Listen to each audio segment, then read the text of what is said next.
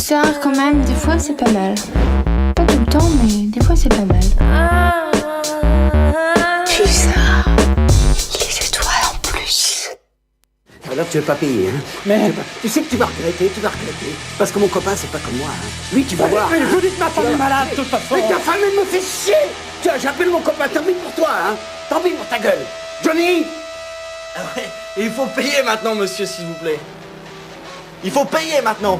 Le monde obéit à une nouvelle nature. C'est les losers, les winners. Plus fort, je t'entends pas bien là. Dommage. Ah, on voit qu'on est chez des artistes. Bonjour à tous et bienvenue dans le Strass en moins, votre émission de cinéma mensuelle sur Radio Pulsar. Aujourd'hui nous revenons avec une fine équipe pour vous présenter les losers au cinéma. On va vous présenter un petit peu l'équipe et faire un petit tour de table. Pour ça, je dis bonjour à Eva L'Essence. Bonjour tout le monde. Ainsi que Thomas Zout. Wesh wesh les amis. À la technique, nous retrouvons aussi Jerry Kahn. Salut à tous. Et enfin, notre petit préféré, Vin Gasoil. Salut. Ah oui, il y a déjà des préférés. Et puis il faut quand même aussi présenter donc notre nouvel arrivant qui est donc Jack Kérosène. Et oui, lui-même. Jack Kérosène.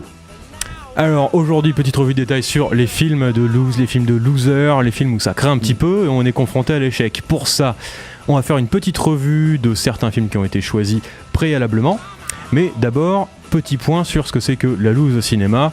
On pourrait dire déjà que la loose a été incarnée au tout début par un certain Charlie Chaplin avec Charlot, qui était quand même un des premiers grands losers qu'on ait connus. Et c'est ensuite devenu, à travers les années, on va partir nous surtout des années 80, un petit peu des années 70 aussi, un modèle un peu de la contre-culture avec tous des personnages dans la loose qui essayent de se démerder tant bien que mal pour s'en sortir ou qui restent plutôt dans leur petit environnement. Avec cette mise en scène si particulière comme on verra dans les films des années 80 avec Jarmusch, mais on passera aussi à travers d'autres films comme nos bien-aimés frères Cohen. Il y a beaucoup de défenseurs des frères Cohen autour de cette table la d'ailleurs. Référence, ça va être compliqué d'en sortir. Oui. Donc des losers qui sont toujours des parias, hein. Des fois on filme un peu cette société parallèle qui est rarement filmée, qui a été non vue en tout cas pendant une certaine partie du cinéma. Puis après voilà avec d'autres films dont on a déjà parlé un petit peu, donc comme ça des films de Jarmusch, mais aussi actuellement on pourrait dire un petit peu les films de Wes Anderson qui peut être un peu comme ça des fois. On a quelques losers. Il touche à cette thématique-là, des losers qui ne grandissent pas en fait. Oui, mais d'ailleurs ça fait partie un petit peu du thème loser, ça, ce passage en fait d'un âge à un autre, souvent l'état adolescent à l'âge adulte. Enfin, de toute façon on va y revenir chez les personnages et les réalisateurs qu'on va aborder aujourd'hui, je pense. Donc pour faire une petite revue des différents films que nous allons aborder, on va vous parler de Permanent Vacation, donc le premier film de Jim Jarmusch, réalisé en 1980, réalisé d'ailleurs grâce à une bourse d'études qui était censée financer ses études en cinéma qu'il n'a jamais faites. Il a fait ce film-là, qui a été sélectionné à Cannes, excusez du peu. Ensuite, on vous parlera de Clerks, de Kevin Smith des années 90, donc le film est sorti en 94, vraiment dans une ambiance noir et blanc avec beaucoup d'essais, tant sur le plan graphique, même un peu de dessin animé d'ailleurs dans ce film-là. Oui, une scène en dessin animé. Ouais, qui est d'ailleurs assez épique, on en reparlera tout à l'heure. On vous parlera aussi également des Démons de Jésus, réalisé par Bernie Bourguignon. Il est bien écrit ce film. Ouais. Les dialogues à chaque fois, ça marque. Ouais, bah, t'as plein de phrases cultes qui sont, enfin en tout cas qui font partie maintenant de la culture pour les personnes.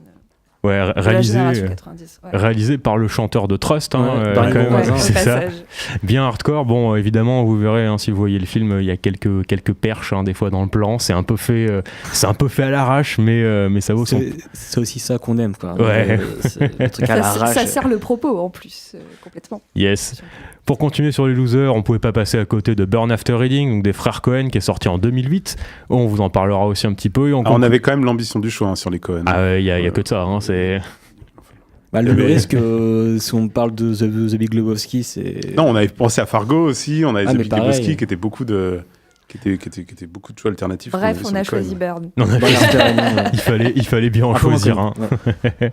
Et on terminera avec The Big Short d'Adam McKay pour avoir une figure de loser un peu différente, incarnée dans ce film-là par Steve Carell, qui est quand même assez drôle aussi, mais aussi un film plus sur la loose de manière générale, une loose un peu plus de société, vu qu'on est quand même sur l'effondrement de Wall Street lors de la crise financière. On va commencer tout de suite en revenant à notre petit Jim, le petit Jarmusch, avec Permanent Vacation. Alors, qu'est-ce qu'on peut en dire déjà sur l'image de la loose à travers ce film? On est quand même sur un personnage qui est un peu dans l'errance, un peu dans l'itinérance, avant de fuir, hein, si mes souvenirs sont bons, pour partir en Europe. Et où il fait une revue de détail des différents lieux à travers le New York des années 80, avant la reconstruction de New York, donc les quartiers bien esquintés, bien abîmés, qui peuvent faire penser par certains aspects à Taxi Driver, sauf que là on est en noir et blanc et ça dépote pas mal. Qu'est-ce que vous pouvez nous en dire sur ce loser magnifique dans Permanent Vacation? Ouais, donc moi, par rapport à la figure du loser, je pense que c'est une construction qui est un petit peu propre à Jim Jarmusch, c'est-à-dire qu'en fait, dans la plupart des films de Jarmusch, il n'y a pas d'action, ou en tout cas, l'action, c'est pas ce qui constitue, on va dire, le nerf de ces films, c'est les personnages. Donc là, pour le coup, c'est le personnage qui va porter le film à lui seul, en fait, mais un personnage qui donc n'agit pas et qui passe son temps à errer d'un point à l'autre à travers la ville.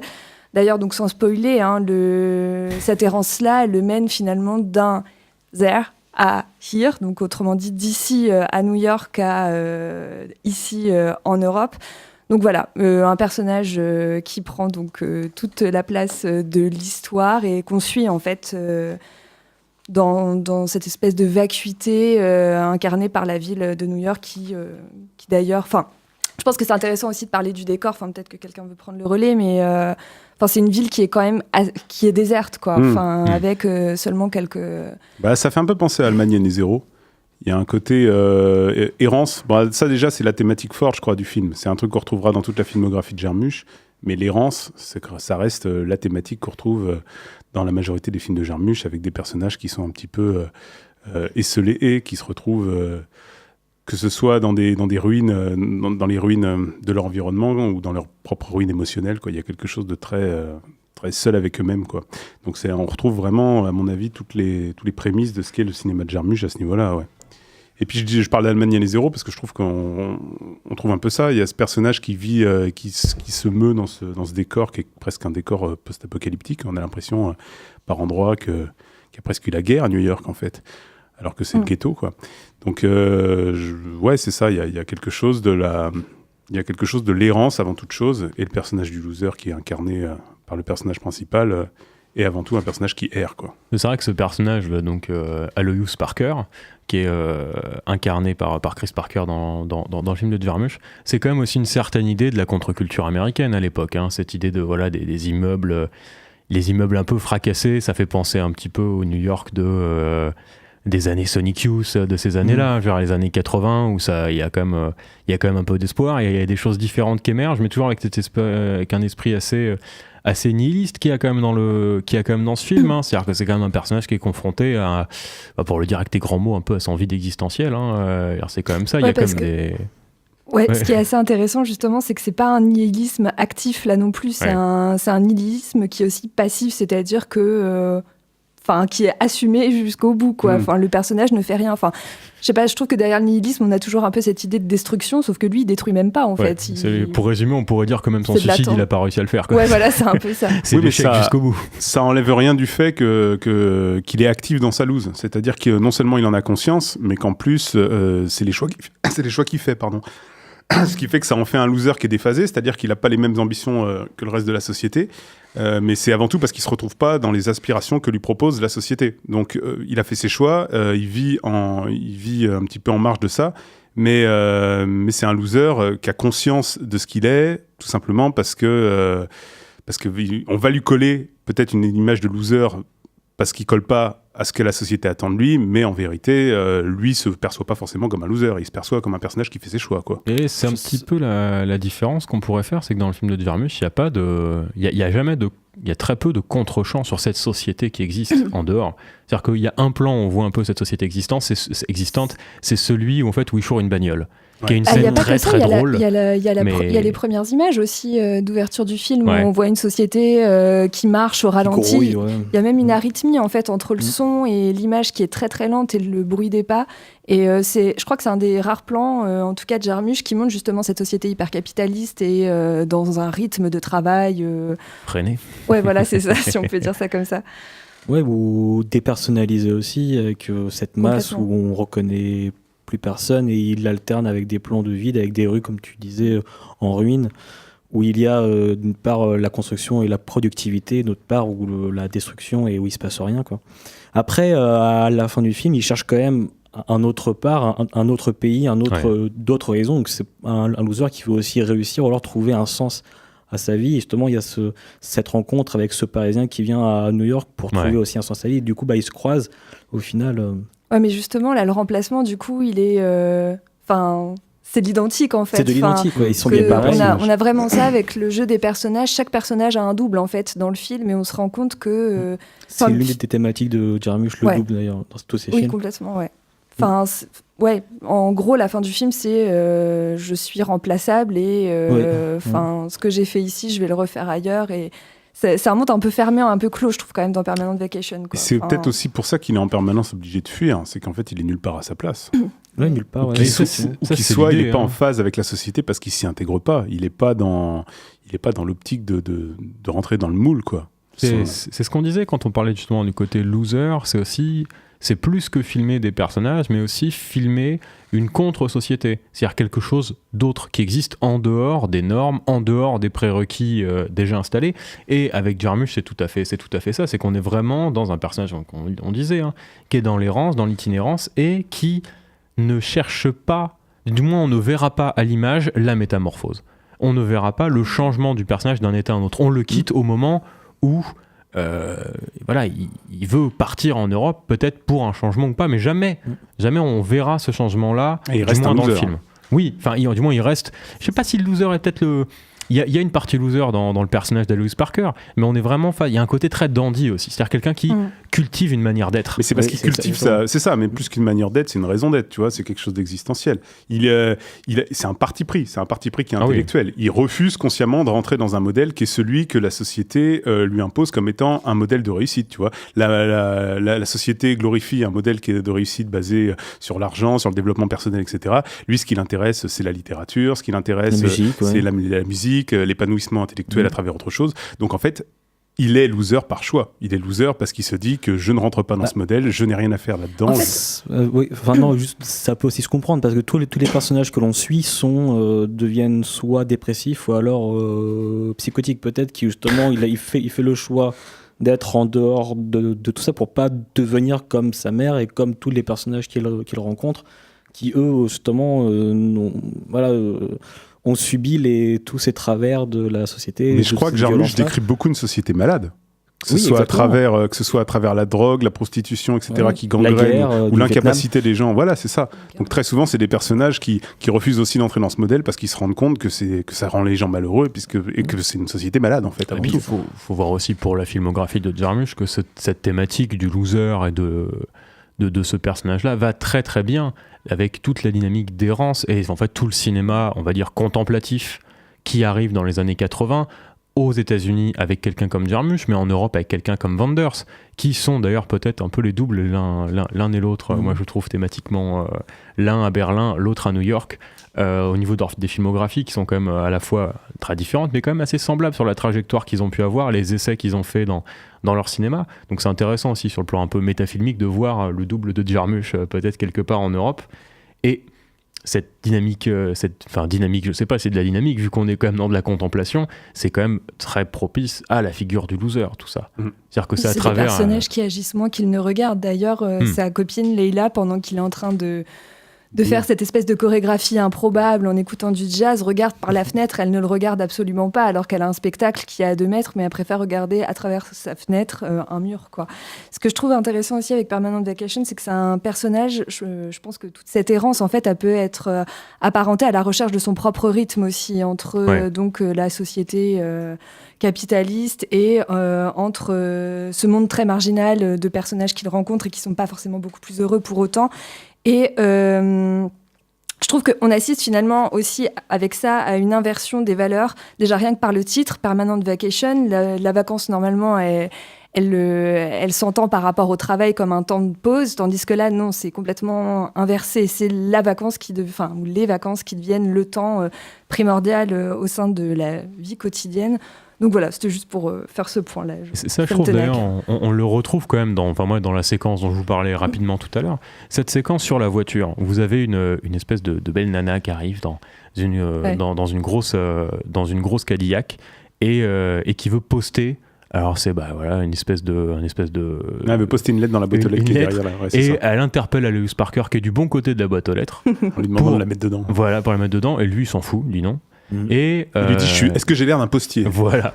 Et là, elle sort et elle fait le tour. Pendant ce temps-là, lui aussi fait le tour pour lui piquer sa bagnole. Et ce qui est intéressant, c'est qu'en termes filmiques, la caméra ne bouge pas. On est sur un plan fixe. Et ça paraît rien comme ça. Mais c'est quand même toute l'idée du cinéma de Jarmusch, c'est-à-dire que voilà, l'action, vous croyez que c'est ça.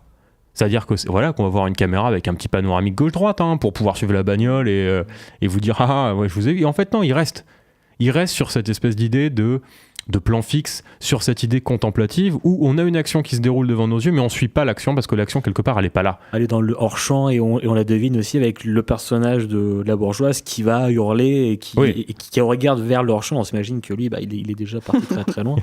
Non, mais c'est comme tu dis, c'est un plan assez osé quand même par rapport à ça où on veut voir, mais au final on ne voit pas, mais on le devine. Ouais. Ce qui est super intéressant, enfin je terminerai du coup avec ça sur Jarmusch, c'est que quand ils volent cette voiture, c'est pas pour la garder finalement, pour poursuivre ses errances et aller plus loin. Non, pas du tout, c'est juste pour se faire un peu de thunes, la revendre et voilà.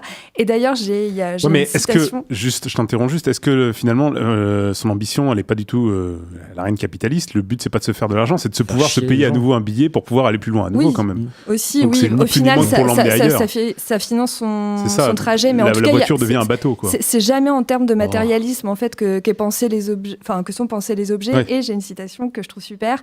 Donc Jarmusch se sert de ces personnages réfractaires aux obligations économiques et sociales afin d'inviter son spectateur à se détourner du matérialisme absolu des sociétés occidentales pour mieux partir à la connaissance de soi. Voilà. C'est vrai que c'est un peu ça.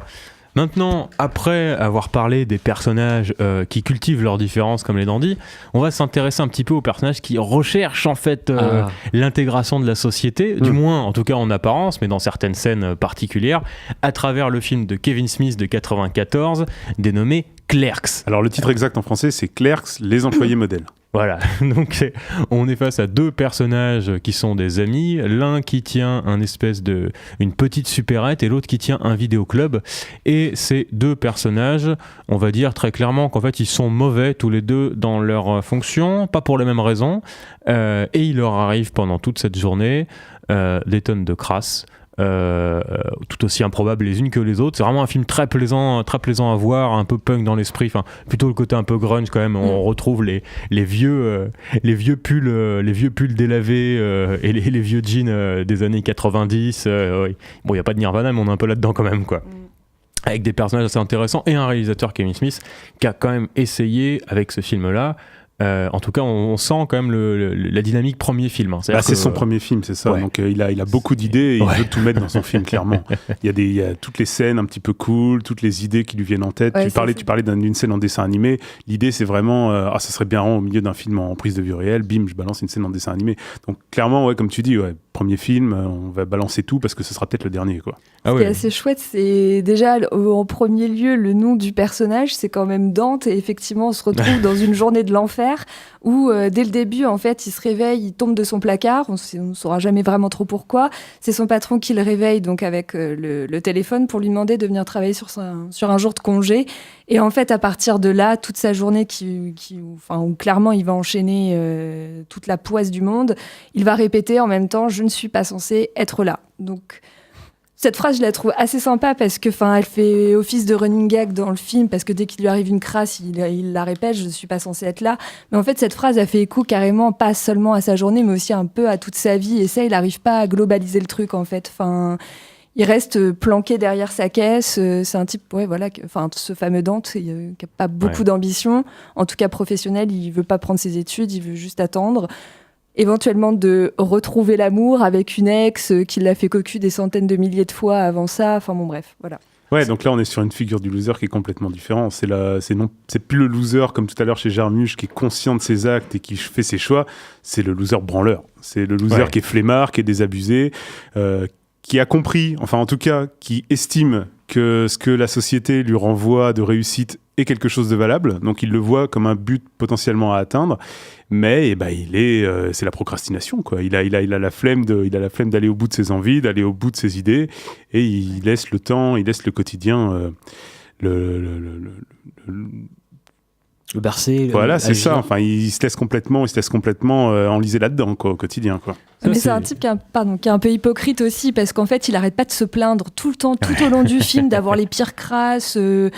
Alors qu'il est responsable. Il se sent complètement accablé, mais il fait absolument rien du tout pour changer ça. Enfin, il se pose toujours en position de victime, et d'ailleurs à la fin du film, son pote lui dit mais si t'es pas content, change de vie au lieu de te plaindre sans cesse, quoi.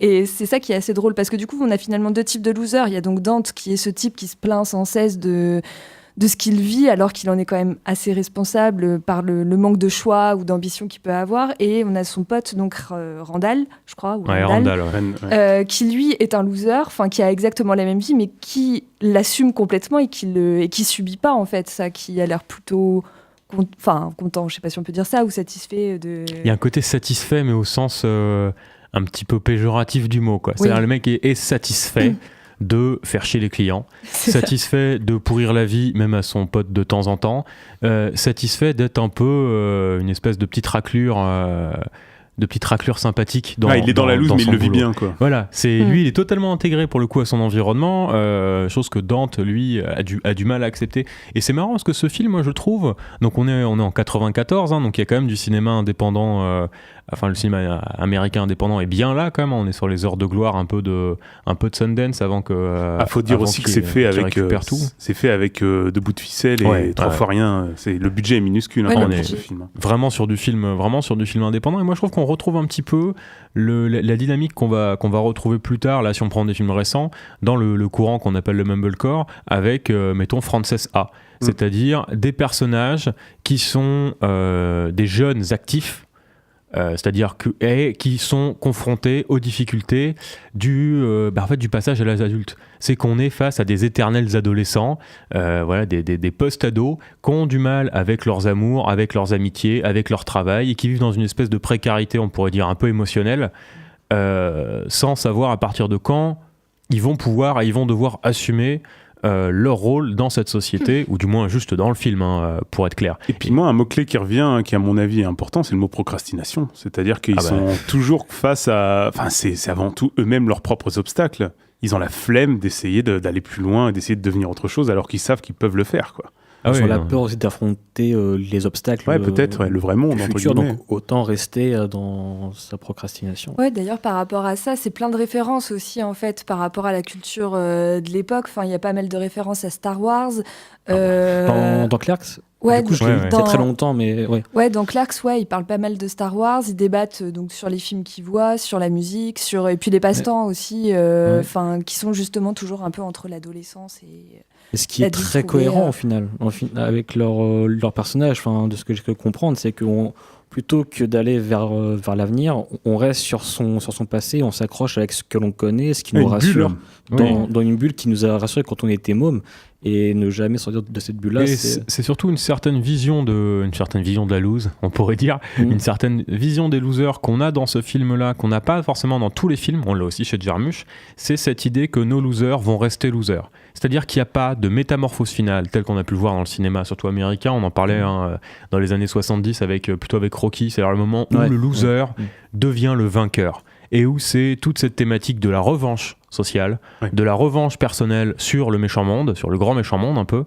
Là, on n'est pas là-dedans. Ils n'ont pas vocation à devenir des héros. Voilà, c'est ça. Ils restent, on pourrait dire, entre guillemets, anti-héros, même si le terme aussi peut-être pas génial, parce qu'il y a quand même cette idée héroïque dans l'anti-héros qu'on peut avoir même dans d'autres films beaucoup plus récents. Là, on est vraiment sur des personnages qui restent, en fait, pathétiques du début à la fin. Et c'est vraiment ça dans Clerks. Le côté pathétique est ultra présent, et c'est vraiment des personnages où à la fois on a envie d'être en empathie avec eux, mais en même temps ils sont tellement, pardonnez l'expression, mais tellement bêtes ou tellement cons parfois, avec cette impossibilité de pouvoir se transcender et de pouvoir passer à autre chose. C'est pas de la bêtise. Ouais, et puis une de leurs forces, c'est qu'ils ont quand même un recul sur humoristique sur ce qu'ils sont. Il y a de l'humour, il y a vraiment de l'humour et ça allège aussi le truc. C'est ça, c'est ce recul qu'ils ont là-dessus qui crée aussi le contraste. De l'empathie. Je trouve qu'on arrive très facilement à s'identifier au personnage, en tout cas sur le côté, cynique, un peu attardé, mais en même temps conscient de ça. Et Mais tu le rapprochais du cinéma indépendant émergent new-yorkais. Je pense que ça peut aussi se rapprocher d'un certain cinéma de Sundance aussi. Je pense à des films comme Little Miss Sunshine, où tu as justement ces personnages qui sont typiquement des personnages de losers qui ont conscience de pas réussir à évoluer et puis qui stagnent un petit peu là-dedans et qui ont vocation à être des personnages éternellement voués à l'échec, même si ce cinéma de Sundance comme Little Miss Sunshine a tendance un petit peu à faire évoluer ses personnages, tu vois. Mais on est sur une même mécanique intellectuelle avec des personnages qui ont conscience, ce qui fait la vraie différence. Plus que dans Little Miss Sunshine. Oui, mais c'est la même chose avec Clerks, c'est-à-dire que c'est des personnages qui ont de l'ambition quand même. Les valeurs qu'ils ont, c'est celle d'une vraie famille, c'est celle d'un vrai travail, c'est celle d'une situation financière décente, etc. Et ils considèrent que ces choses-là, ces enjeux qui sont respectables au regard de la société, ce sont de vrais enjeux et ils y aspirent malgré tout, tu vois. Oui, j'ai une petite question pour vous par rapport à cette idée de la loose et des losers. C'est qu'on est quand même face à un certain état d'esprit, à un certain état d'être de ces personnages qui a été ensuite érigé un peu comme une norme. C'est-à-dire que le côté loser, quand c'est pas récupéré, quand c'est pas porté comme une nouvelle norme, je veux bien l'entendre, mais c'est quand même devenu un leitmotiv dans le cinéma américain, cette dimension de la lose, qui ont produit des films, mais alors les plus tarés qui soient et les plus mainstream qui soient. Je pense par exemple sur toute une génération de films qui a beaucoup plu aux adolescents à un certain âge, qui était du style American Pie ou des choses comme ça. On est sur des personnages un peu blaireaux, où c'est toujours les mêmes questions, voilà, amitié, amour, là pour le coup vraiment sexualité, parce qu'on est dans le teen movie ou le teenage movie. On est vraiment face à des films qui ont pris la figure du loser pour en faire une espèce de nouvelle norme un petit peu, et mais là, de ça. Ils rejoignent un schéma classique à ce moment-là, tu sais, le schéma de l'émancipation. Tu parlais de Rocky, c'est justement ça, c'est des héros en devenir en fait. C'est des losers mais qui n'ont pas vocation à rester losers. Là, Clerks, c'est typiquement ces losers qui vont rester des losers, et on le sait, et c'est ce qui fait qu'ils sont magnifiques en fait. Et là, les questions que je pose, est-ce que c'est pas une façon, en fait, quand la lose devient une mode, est-ce que c'est pas une façon superficielle de s'opposer aux valeurs d'une société, parce que c'est ces mêmes valeurs qui ont porté cette image du loser sur une forme de piédestal, et où c'est devenu une espèce de norme à un moment, les films de lose. Ouais, mais c'est toujours partir en fait du loser, donc surtout par exemple dans les comédies américaines, c'est toujours partir du loser pour dire t'as vu d'où je suis, d'où je suis venu et où je suis arrivé. Ça reste toujours en fait l'idéologie du self-made man qui finit self-made man. Tu pars de rien et tu vois. Ouais, voilà, c'est ça. Je gravis les échelons. Il s'agit absolument jamais de contester en fait les valeurs qu'on te propose et qu'on te dit d'atteindre. Ouais, voilà, c'est juste de les atteindre sans jamais les contester ou les remettre. Alors que Clerks, c'est véritablement punk pour le coup. Ouais, voilà, parce qu'ils cherchent pas à les atteindre. Enfin, les personnages cherchent à les atteindre, mais le réalisateur fait en sorte qu'ils les atteignent pas. Donc ça en fait quelque chose de punk, parce que finalement ils sont voués à jamais les atteindre. Parce que c'est un petit peu ce qui a été dit par rapport à Rocky à l'époque, sur l'idée que c'était mise en scène un petit peu du loser vainqueur, qui était l'arrivée de Ronald Reagan à l'époque à la tête de l'État américain. On va faire une petite pause tout de suite avant de se retrouver pour parler des derniers films qui nous animent, c'est-à-dire Le démon de Jésus, les démons de Jesus, de Burn After Reading et The Big Short. Et donc pour ça, on va s'écouter une petite musique signée le Club des Losers qui s'appelle L'Éponge et qui est sortie en 2006. À tout de suite. Pulsar, les étoiles en plus. Ah ouais.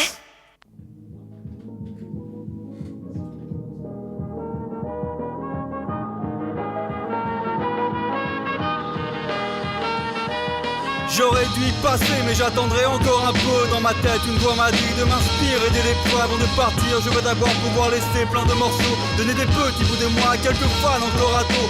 Je dois être dans le coma, j'ai perdu toutes mes connaissances. La période attend les siennes et moi qui viens à Renaissance. J'aime siroter du soda mais je sais que certaines filles ont le pouvoir de remplacer la lettre au pareil. Je l'ai traité de pote afin qu'elle révèle en nature et que les gens puissent constater qui de nous a la dent dure. Dans un monde sans merci, personne n'apprend à dire de rien. Tu lui as prêté l'espoir, mais la fille ne te doit rien. Passe-moi une aiguille à bonheur, toutes mes pensées sont vaines. Je dois être bien trop sensible, quand je te vois j'ai de la peine. Jardinier spécialisé pour faire pousser les soucis. Achète des disques encore plus rares que les plaisirs de la vie. L'ophtalmo m'a promis de faire tout ce qu'il peut, mais pour l'instant plus rien ne trouve d'importance à mes yeux. Tous croyaient me parler, mais j'étais sur répondeur. Si quelqu'un me demande, dites-lui, il est ailleurs.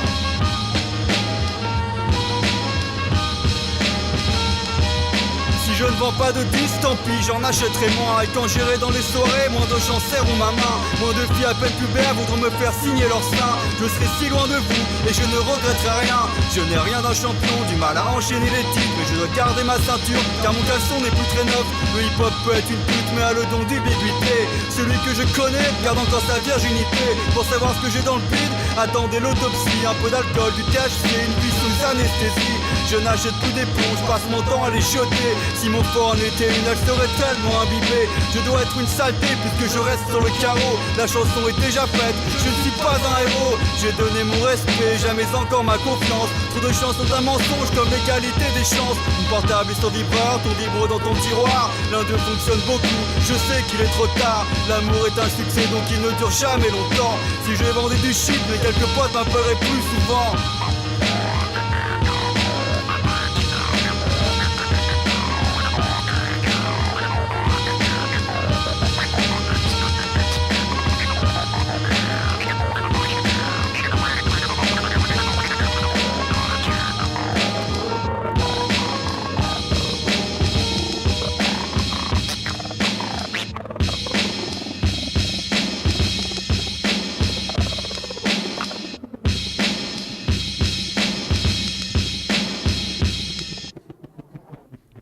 Et on est reparti pour l'émission Le Strass en moins et on se retrouve pour vous continuer à vous parler de la loose au cinéma. Donc on vous a déjà parlé de Jarmusch et de Kevin Smith et là on se retrouver pour parler des démons de Jésus, de Burn After Reading et de The Big Short. On va commencer avec les démons de Jésus, donc un film de Bernie Bonvoisin.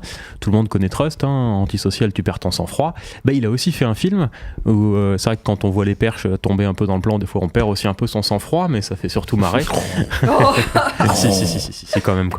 Il a fait plusieurs films, mais c'est vrai que c'est un gars qui est pas très connu, Bernie Bonvoisin, pour le coup, dans le cinéma. Hein. Mais le film était assez bon. Juste pour la distrib, on avait quand même Thierry Frémont dans le rôle il y a un beau casting de Jesus. Quand même Patrick Bouchité, Victor Lanoux qui joue quand même dedans. Louis Labrocante pour situer. José Garcia, Elie Semoun, Marie Trintignant, enfin pas mal de gens en fait dans ce film-là, qui a été réalisé un peu à l'arrache et qui nous raconte en fait, on est à la fin des années 60 avec une famille de gitans sédentarisés. Et la vie de Jésus et de ses potes et de ses histoires dans son quartier, dans sa baraque, c'est quand même bien barré avec des punchlines, mais vous avez pas idée. Donc vraiment un film à voir, hein, qui pourrait être, je sais pas dans quel quoi, donc on pourrait le classer parce que c'est pas un nanar quand même. Hein, non, pas du tout. Non, c'est très très Audiard dans l'âme quand même. Hein, faut le dire. Lequel? C'est Audiard père. Ouais. Non, c'est dans les dialogues. Dans les dialogues, c'est très très Audiard. Il y a que ça alors. Ouais. Mais moi, je crois que c'est plus un film de dialogue que de narration, d'histoire. Et donc bon, ça peut ne pas plaire, mais c'est un film de personnages et d'identité forte dans une famille forte et qui agit dans un espace. Un peu sombre et obscur, un peu crasseux. C'est un espèce de mélange un peu entre La vie est un long fleuve tranquille et un bon épisode de striptease. Oui, c'est un peu ça. C'est pas mal, et dans la loose, là, on est quand même face à un personnage. Donc on en a parlé, hein, les différents types de losers qu'on voyait au cinéma.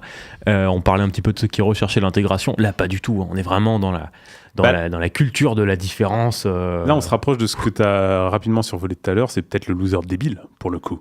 C'est-à-dire que le loser qui a vraiment pas conscience de pas être en adéquation avec le reste et qui suit ses propres trucs en faisant les mauvais choix, quoi. Ah, il fait les mauvais choix. Je sais pas s'il est si débile que ça. Moi, complètement. Mais, non, moi je pense pas du tout qu'on soit. On est dans une société un petit peu alternative, on va dire, si on peut dire comme ça. Carrément. Non, mais là, bon, déjà, moi, il y a un truc que j'aime beaucoup dans ce film, c'est que contrairement on va dire aux comédies françaises qui veulent parler de la précarité ou de la pauvreté. Là, on n'est pas dans un monde de bisounours où il y a de la solidarité et tout ce qu'on veut. Non, là, on voit que dans la misère, il y a de la violence, il y a de la rivalité, de la cruauté, parce qu'il y a aussi une hiérarchie dans la pauvreté, déjà d'une. Et c'est ça, en fait, qu'on va nous montrer, c'est qu'on peut choisir quand même de ne pas répondre aux normes sociale ou au code de la réussite professionnelle, etc. Mais c'est pas pour autant que les personnages veulent autre chose ou qu'ils font de mauvais choix. C'est juste que c'est un peu ambigu parce qu'on les a enfermés dans cette image-là de gitans. Enfin, au bout d'un moment, Jésus le dit. De toute façon, moi, quand les gens me voient, ils savent ce que je suis, ils me mettent dans une case et je peux pas en sortir. Mais en même temps, ça lui va bien, ça aussi, parce qu'il a... Une des choses qu'il redoute le plus, c'est d'avoir un patron quand même dans la vie. Et là, il est son propre patron. Donc, est-ce que là, ça en fait un loser ou ça en fait quelqu'un juste d'indépendant ? Je sais pas trop. Un loser au regard de la société. Ah oui, ouais. Mais laquelle ? Celle dans le film ou la société que l'on connaît ? Nous, c'est la même. C'est-à-dire les ambitions que la société prône, à savoir celle d'avoir une vie de famille épanouie, celle d'avoir un gros capital financier et d'avoir une grosse maison, quoi. Donc effectivement, ils ont fait leur choix, c'est sûr. Parce que là, je trouve qu'on est quand même face à un personnage, dans les démons de Jésus, qui assume totalement ce qu'il est. Il n'y a pas de cette espèce d'idée de conscience d'être perdant face au monde ou quoi que ce soit. Exactement. À la différence d'Elysée Moon, ce personnage-là qui incarne logiquement un prolo, mais qui s'habille en costard et qui joue le petit gangster, le petit malfrat, qui joue le dominant avec... Or qu'au final, lui n'assume pas ça, ce loser. Et il veut atteindre une hiérarchie. En tout cas, il a cette idée d'ascension sociale qu'il n'atteindra jamais. Il fait semblant de... Ouais, c'est ce que je voulais dire en fait tout à l'heure avec l'idée de hiérarchie. C'est qu'en fait, finalement, la famille qu'on suit, donc la famille de Jésus, qui est gitan sédentarisé, c'est quand même une famille qui a un petit peu de pouvoir et un peu de puissance quand même par rapport aux autres, on va dire, clans ou de réputation, aux autres en tout familles. Cas, Ouais, parce qu'après, donc ils pèsent dans le game. Pour moi, les losers, ce serait peut-être même plus les personnages secondaires, comme tu viens de dire, Elysée Moon avec sa bande de petites frappes. Et puis, il y a aussi la famille italienne, en fait, dont le père a tout perdu au jeu et il se retrouve à habiter, donc, du coup, dans une maison faite de briques et de brocs. Et c'est là où on a un personnage de loser hyper, agressif, frustré. Ouais, complètement. Enfin... je me souviens plus du nom du personnage dans le film, mais c'est interprété par Jean-Louis Tripp, donc qui est le fils italien, qui lui est rongé en fait par le fait que son père soit une sorte de loser au jeu, étant donné qu'il a tout perdu, qu'il doit vivre dans la misère et ça. Il y a l'honneur qui, c'est ça. Oui, c'est ça, mais c'est ce qui attise aussi sa haine, sa violence et qui va le pousser à aller jusqu'au crime, violer. La fille, c'est ça, de la famille rivale. Quoi. Il y en a deux qui sont deux bons gros losers quand même. Il faut le souligner parce que c'est intéressant. C'est les deux flics quand même. Oui, il y a les deux flics qui sont quand même sont censés représenter ils sont un petit peu les représentants d'un modèle social qui est censé être celui de la réussite parce qu'ils incarnent quand même l'État et c'est vraiment deux gros losers. Pourquoi alors c'est deux gros losers parce que déjà ils se retrouvent à faire la loi dans une ville où personne ne les respecte. Où ils le disent eux-mêmes, ils sont obligés d'aller se planquer sur les quais du fleuve parce qu'ils ont rien à faire et ils restent là à attendre dans la voiture.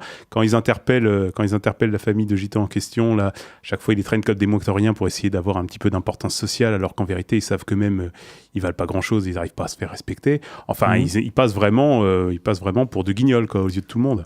Ouais, donc leur statut d'autorité n'est pas du tout respecté et ils n'y arrivent pas à remplir leur fonction, comme tu dis, le représentant de l'État. Mais sauf qu'à la fin, justement, ils oublient ça, leur casquette de policier pour être dans la compassion et dans la compréhension de cette famille gitane à la fin du film, quand... Ouais, mais en même temps, ils sont un peu responsables aussi de ce qui s'est passé, tu vois, du viol, parce que, clairement, ils ont aucune mission pendant le film, qu'on voit concrètement, c'est de surveiller le bal du village, que tout se passe bien et qu'il n'y ait pas de problème, sauf que, y a un type qui gerbe sur les pompes d'un des flics, et du coup, ils décident de rentrer plus tôt, et donc, s'ils avaient été présents en fait sur les lieux, la fille se serait pas faite violer. Enfin, tu vois, c'est aussi à cause, entre guillemets, de leur incompétence finalement que le crime a eu lieu. En fait, c'est parce qu'ils étaient pas là, quoi. Enfin, et qu'ils ont pas assuré leur tâche. En tout cas, on est encore face quand même à des personnages, à des parias, qui sont quand même un petit peu dans cette espèce de condition un peu végétative, quoi. C'est-à-dire qu'il n'y a pas beaucoup de portes, il n'y a pas beaucoup d'échappatoires. Et c'est vraiment dans leur milieu, dans un lieu assez clos, dans un quotidien qu'ils connaissent bien, où on passe du temps avec eux, et on est encore focalisé quand même sur les personnages et sur cet univers parallèle, comme dans les autres films dont on a parlé un petit peu avant. Ouais, mais là, contrairement à Clerks, déjà, ils ont fait leur choix. Ils ont vraiment fait leur choix, et la vie qu'ils ont, c'est en grande partie celle qu'ils ont décidé d'avoir. Et puis, contrairement à Permanent Vacation, ils sont pas dans l'errance, et ils sont dans une forme de... Enfin, ils assument clairement l'existence qu'ils ont décidé d'avoir, et si ce sont des losers, c'est uniquement parce que la société leur dit qu'ils sont losers, mais eux se fichent bien de savoir qu'ils soient losers ou pas, quoi. Non, je parlais juste des points communs qu'on retrouvait chez l'un et chez l'autre. Bon, adieu Antisocial, adieu Bernie, bon voisin, pas Bernie, le film de Dupontel, et on va vous parler maintenant de Burn After Reading des frères Cohen, sorti en 2008. Alors attention, il y a le fan club des Cohen qui s'agite dans le studio, c'est la petite voix d'Evanescence toujours. Je suis étonné que Vin Gasoil se mette pas à poil en entendant les... De toute façon, on fait l'émission à poil, mais vous pouvez ça rend pas grand chose à la radio, mais bientôt on aura les podcasts. Evanescence, petite voix, mais gros rire. Ouais. D'accord, c'était l'intervention de Gérald Kahn. Si je m'ennuie un peu là avec votre émission. Alors, allez les Cohen, on est parti. On est parti sur les Cohen. Thomas, donc on est en 2008. Vas-y. Alors Burn After Reading, donc film d'Ethan et Joel Cohen qui est sorti en 2008. Alors attends, ça va être difficile à résumer parce que c'est très très bordélique. Ah ouais, c'est quand même comme la plupart des frères Cohen. Est-ce que t'as un synopsis sous les yeux? Ouais, à peu près. C'est quand même la comédie d'espionnage américano-britannico-française. Donc, c'est comme ça qu'ils décrivent. Ça veut rien dire déjà. Si, moi j'ai tout compris.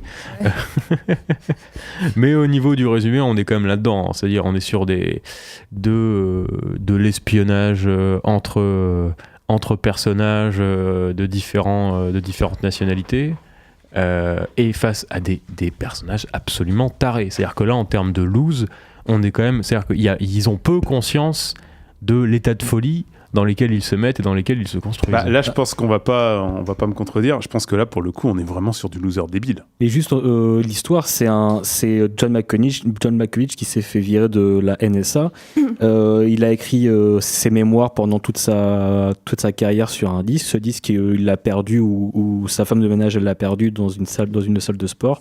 Et c'est Frances McDormand qui travaille dans cette salle de sport qui retrouve ce disque pour se faire de l'argent, pour se faire une chirurgie esthétique complète de son corps. Tu vois, c'est marrant parce que pour moi, l'intrigue du film, ça commence même pas... Enfin, c'est tout sauf chronologique. En fait, le bordel, il vient vraiment du fait que Linda Litzky, donc interprétée par Frances McDormand, veut se refaire faire le corps. Exactement. Absolument chaque partie. Et c'est à partir de là que tout bascule, en fait, où tout pète un plomb. Il y a un carambolage de tous les personnages. De scènes...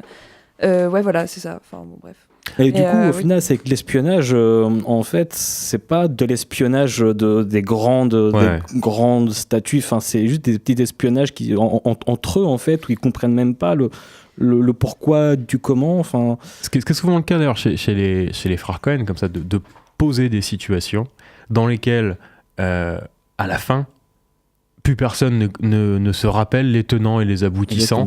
Et vaque à son propre objectif, qui fait qu'on a des personnages un peu dans la loose, mais qui sont souvent animés par leurs propres raisons individualistes, aussi étranges soient-elles à travers leur filmographie. Ce qui est drôle d'ailleurs, c'est que tu parles de films d'espionnage, mais en fait, il y en a pas tant que ça, de façon très anecdotique. Et ce qui est super drôle, c'est justement que les personnages sont tellement auto-centrés sur eux et qu'après, d'un point de vue politique, ils sont extrêmement fermés, etc., qui vont jouer sur le côté cliché ou les relents, là pour le coup de la guerre froide en fait, et c'est ça qui en fait un truc d'espionnage, mais seulement dans leur esprit, pas dans le concret, pas dans la vie. Enfin, George Clooney, il est persuadé d'être espionné, c'est pour ça qu'il va quand même jusqu'à tuer Brad Pitt, alors qu'en fait non, c'est juste sa femme qui le fait suivre, et c'est quand même super drôle de se dire que la première chose qui lui vient à l'esprit, c'est de se dire c'est les Russes qui me poursuivent, quoi. Enfin, ça a pas de sens. Ça a souvent été ça.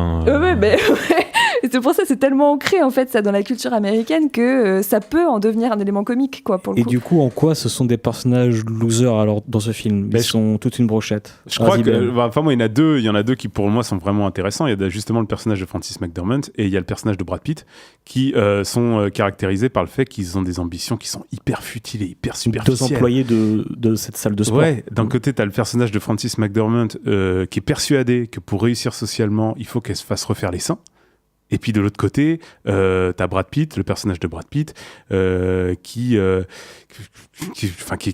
travaille dans cette salle de sport et dont la seule ambition c'est de cultiver l'image de son corps et de se faire de l'argent en arnaquant ce mec. Et il sait pas où il va, le gars non plus quoi. Donc on a ces deux personnages qui sont complètement perdus, qui sont persuadés de rentrer dans ce moule social, alors qu'en fait ils comprennent rien du tout aux enjeux, ils pipent rien du tout à ce qui se passe autour d'eux tout le temps quoi.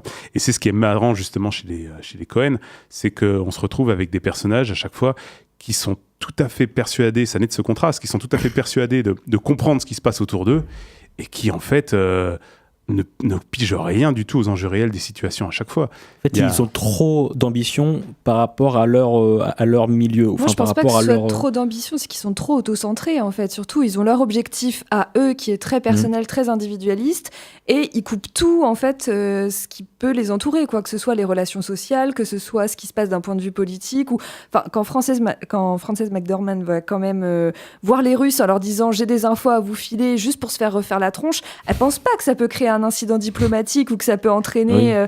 je veux dire, si sa preuve... Elle n'a pas le recul ouais, voilà, nécessaire. c'est ça. Mais je veux dire, si sa preuve, elle est si ouf que ça, même si t'es pas patriote, quand même, il y a un minimum. Elle s'en fout, elle. Tout ce qu'elle veut, c'est avoir un beau corps pour trouver l'amour en plus. C'est... Non, puis ce qui est génial, c'est qu'elle est persuadée surtout d'avoir des infos qui sont compromettantes et d'amener des choses importantes, tu vois. Elle est dans cette situation où elle est persuadée qu'elle va pouvoir jeter un pavé dans la mare, alors qu'en fait, ils se foutent d'elle ouvertement à l'ambassade. C'est la même chose avec la scène où t'as Brad Pitt qui rentre dans la voiture de Malkovich pour le faire chanter.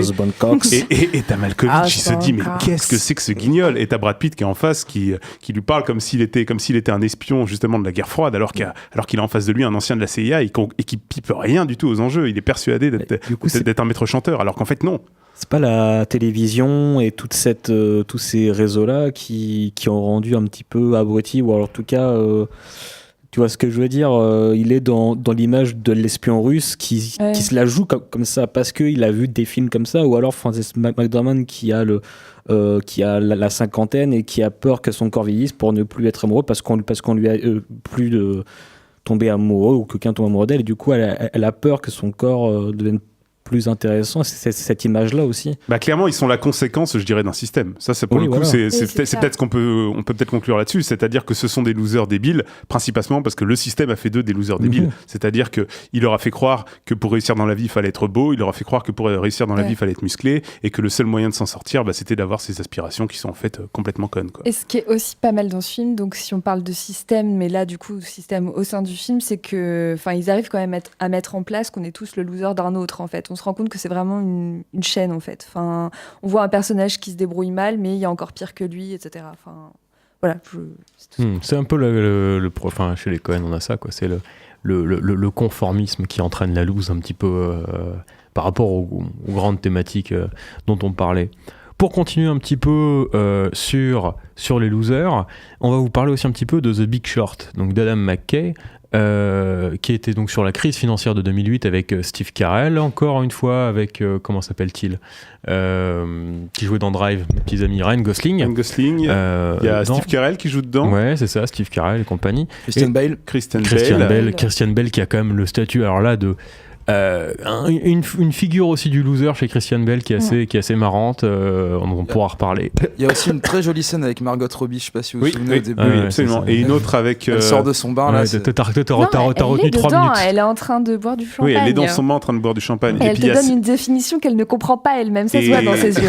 Et Selena Gomez en train de jouer au poker aussi qui donne une autre définition. Mais ce qui est marrant, j'aime moins Gomez. Merci Jerican. C'est bon, c'est fini. Merci Jérica. Voilà, c'est ça, Tu nous c'est- parleras de tes goûts sexuels plus tard. Voilà, les Oh, gros, mais ça les- va là, sexuel tout de suite. Oh. les gros beaufs, mais le strass en moins. Donc pour continuer un petit peu là-dessus, il y a quand même le personnage de Steve Carell, qui est quand même une figure de loser dans le cinéma américain qu'on a vu pas mal. 40 ans toujours puceau. Par exemple, quand même, qui est vraiment là-dedans. On a aussi d'autres acteurs là qui sont pas forcément dans le film, mais quelqu'un comme Ben Stiller a aussi eu un petit peu ce rôle-là. Ce qui est intéressant là dans le film, c'est le côté loose. On l'a face à quelqu'un qui a cru à un système, en l'occurrence le système financier, ça retrace un petit peu ce qui s'est passé pendant l'effondrement de Wall Street en 2008. Quelqu'un qui a cru au système, qui a vu le système s'effondrer, et qui a beau gueuler sur tous les toits que c'est en train de s'effondrer ou quoi que ce soit, personne ne le croit, et qui voit les pires opportunistes réussir dans un effondrement mondial. Où là, donc, la lose, ça a été à la fois celle de croire au système, voire parfois de vouloir le sauver. On est vraiment face à un espèce de chaos financier absolument dingue, et on retrouve les ressorts comiques de l'image du loser réemployés d'une autre manière. C'est un film quand même qu'il faut le dire, moi, en tout cas j'ai vraiment apprécié, assez intéressant, à la fois sur le plan de la crise financière, où on voit des petites choses assez intéressantes, mais aussi la dimension comique juste du film, qui est quand même bien faite, où là on voit des figures de losers, notamment je pense aux deux jeunes pseudo-traders qui vendent des baraques hors de prix à des gens insolvables en Floride. Ça, c'est des losers cohéniens pour moi. Ça, pour Ouais, le coup, c'est des losers cohéniens. C'est-à-dire que c'est justement deux personnages qui sont persuadés d'être les maîtres du monde, alors qu'en fait, c'est deux guignols. Qu'on retrouve à la fin un salon, un salon de l'emploi. Ouais, c'est ça, ils postulent pour bosser chez Ikea. Ouais, c'est un peu notre avenir à tous quelque part. C'est vrai. Mais mais on est quand même face à une certaine, encore une certaine image du loser là qui est totalement intégrée. Bah, c'est un loser, je pense, qui a pris conscience des ambitions des enjeux de la situation, qui maîtrise plutôt bien son élément, mais qui est pris au dépourvu.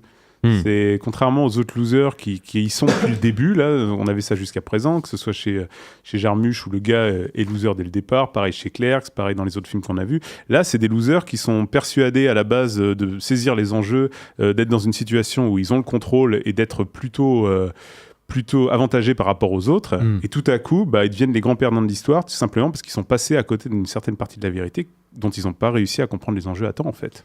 C'est le manque de clairvoyance ou d'ouverture d'esprit en fait qui les a corrompus, parce que il y avait des signes quand même avant-coureurs, la preuve étant que certaines personnes ont réussi en fait à prédire en fait et à parier de l'argent même contre l'économie, si j'ai bien compris, pour pouvoir détourner justement le système entre guillemets.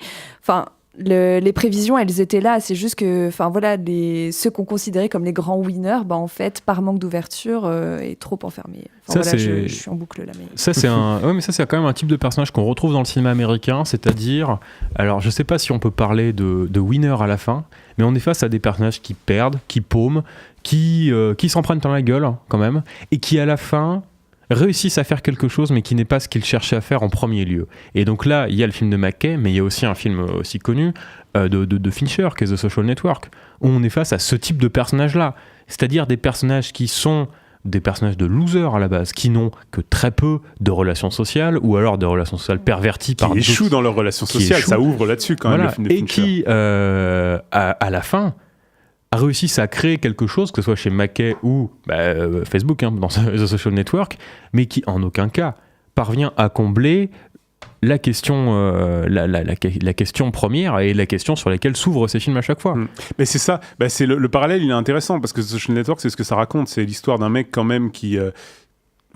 la situation initiale, elle est plantée avec la première scène, qui est celle de va-t-il réussir ou non à devenir ce qu'il est, à savoir un homme qui a des relations sentimentales accomplies, à être quelqu'un d'heureux à travers ça. Et en fait, à travers toute cette ascension phénoménale qui vont faire de lui le leader d'une des plus grandes superpuissances parmi les réseaux sociaux, ça arrive à la fin, et puis il se retrouve dans cette situation avec la toute dernière scène, où il est seul dans cette salle avec son PC, et il actualise, il appuie sur F5 sur son clavier, parce que la seule chose qu'il n'a jamais eue et qui finalement il n'a pas, malgré tout ce qu'il a obtenu, c'est cette affection, c'est cet accomplissement émotionnel, quoi, tu vois. Donc ça reste un loser malgré tout à la fin. Ça, c'est quelque chose qu'on retrouve vraiment dans une des définitions du loser qu'on a donné, qui est quand même cette idée que il n'y a pas de conclusion, il n'y a pas de métamorphose du héros, quoi. C'est-à-dire qu'on est face à des personnages qui, en fait, du début à la fin, enchaînent quelques événements, mais qui fondamentalement n'en ressortent pas changés, bien que la situation, elle, ait changé. Et je dirais même que le film est hyper pessimiste à ce niveau-là, parce que je sais pas si tu te souviens, mais la fin de The Big Short, c'est quand même Steve Carell qui s'est tout pris dans la figure, parce qu'il a enfin compris qu'en fait le système était beaucoup plus corrompu que ce qu'il croyait, et qu'en fait tout ça est un monde pourri. Et la dernière scène, c'est quand même, il a au téléphone un de ses partenaires qui lui demande alors qu'est-ce qu'on fait au final, et alors que la seule chose qu'on attend, c'est une forme de rédemption avec Steve Carell qui dirait bon bah on quitte, on arrête ces conneries. Il dit vendez, quoi. Il dit c'est parti, on recommence tout simplement parce que il n'est pas sorti de ça et qu'en fait à aucun moment il a changé. Ça reste quelqu'un d'immoral, ça reste quelqu'un qui n'a pas évolué, quoi. Et puis de toute façon, même dans cette victoire, si on peut dire plus ou moins finale, il y a quand même de l'échec pour toutes les personnes qui vont se retrouver à la rue après suite finalement, enfin ou en tout cas c'est la loose globale. Sans habitation. Ouais non, mais c'est toujours au détriment en fait. Ça aussi, il y a un truc un peu comme ça dans la vision qu'on peut avoir du Après loser, ça donne en fait. Trump. Aussi. Mais il y a d'autres visions quand même qu'on n'a pas forcément abordées encore de la loose au cinéma, qu'on laissera peut-être pour une autre émission. On pense notamment à certains réalisateurs qu'on n'a pas vraiment évoqués, mais qui sont quand même forts. Je pense notamment à Wes Anderson, où il y a une certaine figure aussi des fois dedans Jacques Audiard. qu'on peut retrouver. Si tu veux. Jacques Audiard à mort. C'est comme tu veux. Voilà. Les frères Dardenne. Voilà. On a le seul homme de France qui défend encore Jacques Audiard. Il est chez nous. Au générique, il y avait un extrait de son premier film. Et c'est parfait. Donc Quoi, le titre ? Regarde Les Hommes Tombés. Voilà. S'il y a des critiques de positifs qui nous écoutent et qui veulent embaucher quelqu'un qui veut défendre Audiard, voilà, vous tapez sur Google le Strass en moins et recrutez. Il est bien défendu par l'Académie des Césars, voilà. Faut pas s'en faire pour lui. Et recrutez Vin Gasoil. Ouais, dans Wes Anderson, c'est vrai, ouais, on a des personnages qui sont souvent des personnages de losers, qui sont des personnages... Mais ce qui me touche, moi, chez les personnages de Wes Anderson, c'est qu'il a une thématique au sein de la loose, qui est celle de l'inversion des statuts d'enfants et de parents. C'est très souvent, t'as ce personnage les parents sont en fait des enfants, c'est-à-dire qu'ils n'arrivent pas à s'accomplir, et les Comme enfants dans South Park. Et les enfants, un petit peu, ouais. Et les enfants sont des enfants qui ont grandi trop vite et qui sont en fait déjà des adultes, quoi. Mais on revient sur l'éternelle adolescence, et je pense que c'est quelque chose qui est quand même très fixé autour du teen movie, où on pourra retrouver beaucoup d'éléments de cette loose-là. Souvent liés, ouais. Bon, à partir de la juste fin... attention. Ça sent la fin. Et du coup, juste un mot sur Jim Jarmusch. Il y a 2 livres qui sont vraiment super. On a Le cinéma de Jim Jarmusch, Un monde plus loin de Céline Murillo. Et on a Les variations Jarmusch, la poétique du personnage selon Jarmusch, de Jean-Baptiste Chantoiseau. Voilà. Et puis pour Jarmusch, il faut absolument aller voir le dernier. Patterson. Je pense à Patterson, parce qu'il y a eu Gimme Danger aussi sur... documentaire. Ouais, documentaire sur Iggy Pop qui a été fait par Jarmusch. Mais alors Patterson, même sur la loose, il y a aussi pas mal d'éléments dans celui-ci qui sont assez bien, et qui est vraiment un grand film, voire un des plus grands films à mon sens de Jarmusch, qui est vraiment excellent. Pas moi. Ben voilà, on peut se dire au revoir, je pense. On se quitte. Salut. On va se quitter là-dessus avec. Non, on a fait un beau tour d'horizon de ce que peut être le loser au cinéma, je pense. Oui. Ouais, autosatisfaction, bravo. Sur qui il faut qu'on se quitte très vite là, parce qu'on a Michel Vedette. Allez vite, avec Michel Vedette comme un aigle. Oh là là, un grand loser lui aussi. Voilà. Au revoir, à bientôt. Au revoir. Jusqu'au bout.